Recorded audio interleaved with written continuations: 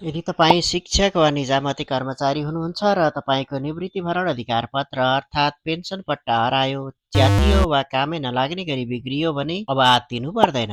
आजको यो भिडियोमा म तपाईँलाई नयाँ पेन्सन पट्टा बनाउने सबैभन्दा सजिलो र झन्झटरहित प्रक्रिया बताउनेछु। भिडियो अन्त्यसम्म हेर्नुहोस्। नमस्कार साथीहरू, म पुष्प अधिकारी। मेरो च्यानलमा यहाँलाई स्वागत छ। हराएको वा च्यातिएको पेन्सन पट्टा पुनः प्राप्तिका लागि के गर्ने, यो भिडियो हेरौँ। यदि पट्टा हराएको हो भने आफ्नो नजिकैको प्रहरी चौकीमा गएर पट्टा हराएको निवेदन दिनुहोस् र त्यसको एक प्रति रिपोर्ट लिनुहोस्। यो प्रक्रिया अनलाइनबाट पनि गर्न सकिन्छ। तपाईँलाई अनलाइन मार्फत प्रहरीमा जानकारी दिने तरिका थाहा छ कि छैन?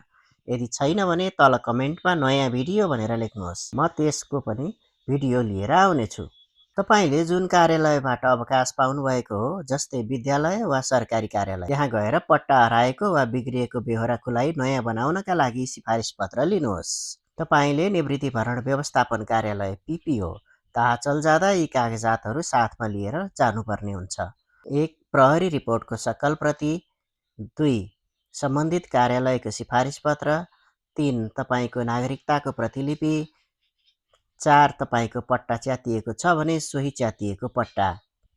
र 5. हालसालै खिचिएको 3 प्रति पासपोर्ट साइजको फोटो। ताहाचल स्थित कार्यालयमा गएर एउटा ढाँचामा निवेदन भर्नुपर्छ। यहाँ तोकिएको सामान्य दस्तुर बुझाएपछि तपाईँको नयाँ पट्टा बन्ने प्रक्रिया सुरु हुन्छ। यी प्रक्रियाहरू पुरा गरेपछि तपाईँले केही दिनमै नयाँ पेन्सन पट्टा प्राप्त गर्नुहुनेछ। आशा छ यो जानकारी तपाईँका लागि उपयोगी भयो। यदि अरू केही अलमल छ भने कमेन्ट गर्नुहोला, म उत्तर दिने प्रयास गर्नेछु। च्यानललाई सब्स्क्राइब गर्न नभुल्नुहोस्।